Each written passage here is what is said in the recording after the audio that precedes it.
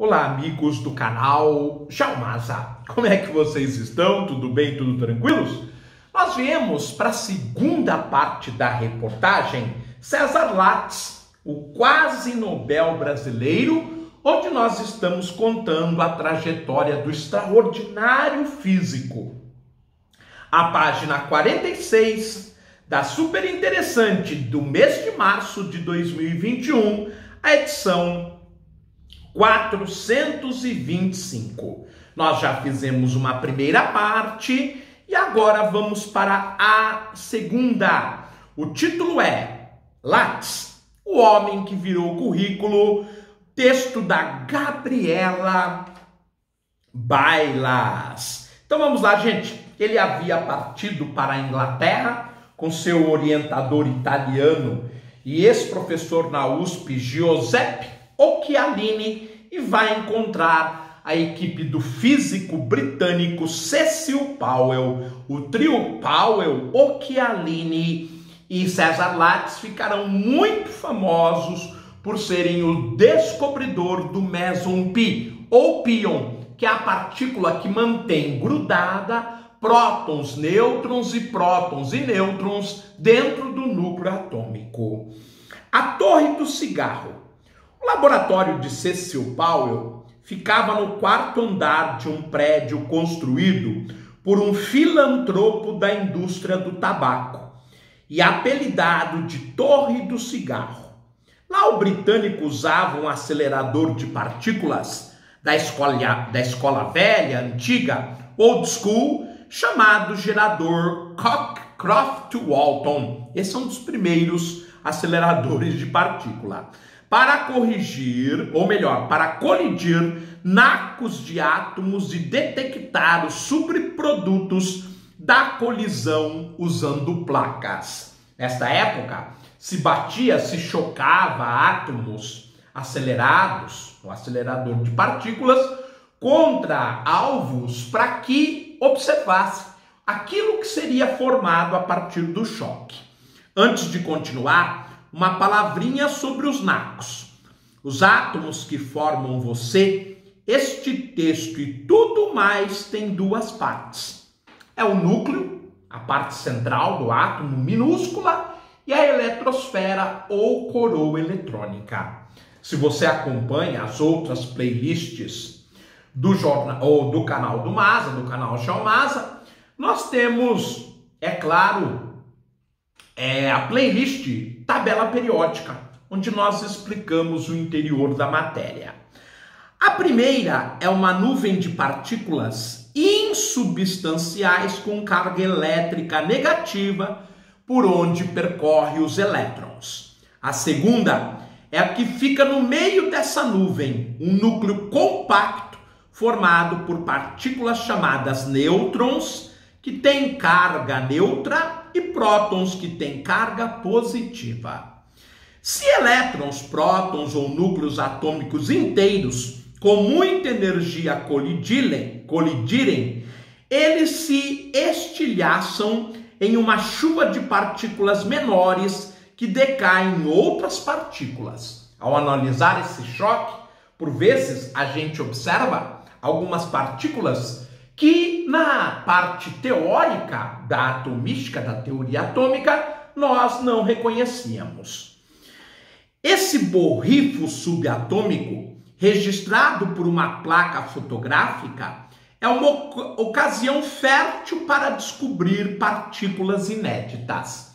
Lembrando que cada partícula tem um tipo de trajetória, porque esse tipo de trajetória, que evidentemente fica identificado no filme fotográfico, ele depende da carga da partícula e da massa. Logo, a trajetória tem que ver com essas duas grandezas.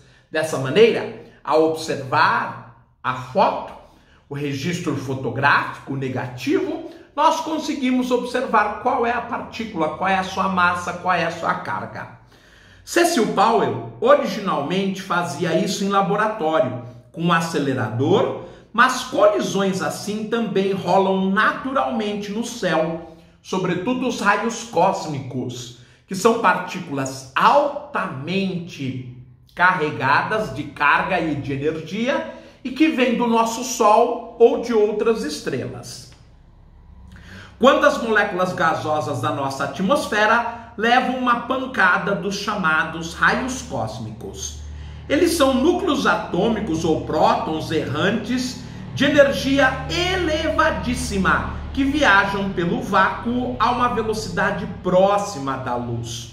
Ou seja, há fenômenos cósmicos, como a morte de estrelas de alta massa, que aceleram partículas para nós e que hoje, não naquela época, final da Segunda Guerra Mundial, mas passados quase 80 anos, nós ainda nos nossos maiores aceleradores não conseguimos sintetizá-las tal nível de energia.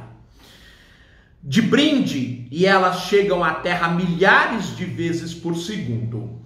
Foi por isso que em 1946 o professor Giuseppe Occhialini levou algumas placas para os Pirineus, onde passaria as férias esquiando. Os Pirineus é aquela cadeia montanhosa que cruza a Itália de norte a sul. A ideia era deixá-las no topo do Pic du Midi, com 2.877 metros de altitude, um lugar privilegiado para registrar o chuveiro de partículas decorrente da chegada de um raio cósmico à nossa atmosfera. Ao saber da pesquisa, César Lattes teve a ideia de fazer isto na Cordilheira dos Andes, aqui na América do Sul, muito menos explorada, muito menos poluída e muito mais alta, quase o triplo da altitude dos Pirineus. Algumas dessas placas tinham sido tratadas com borato de sódio, o popular borax ou bórax.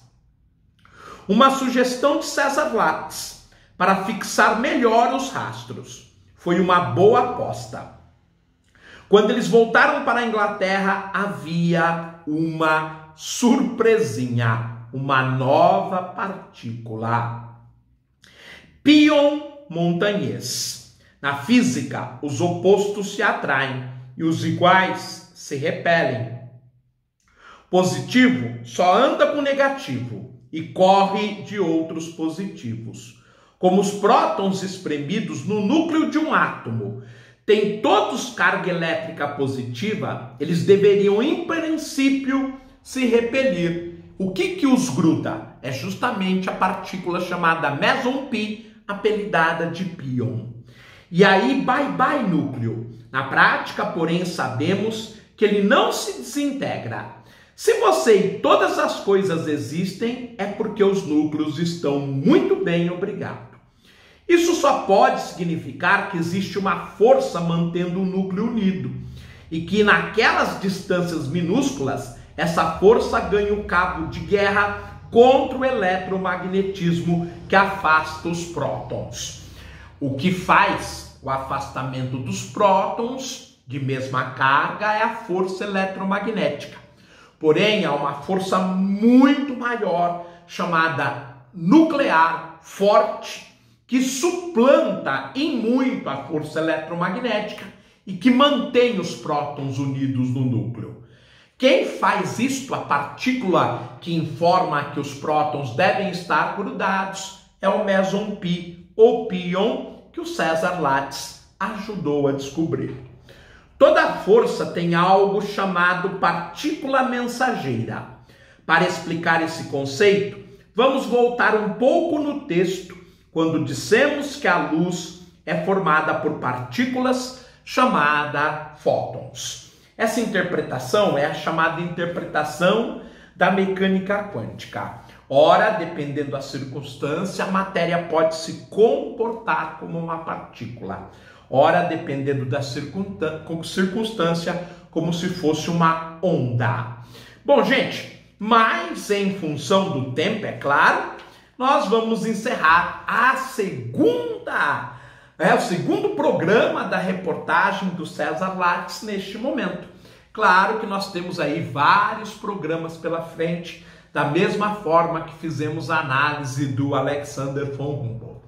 Um grande abraço, fiquem bem, tudo de bom, os vejo oportunamente. Tchau, meus amigos.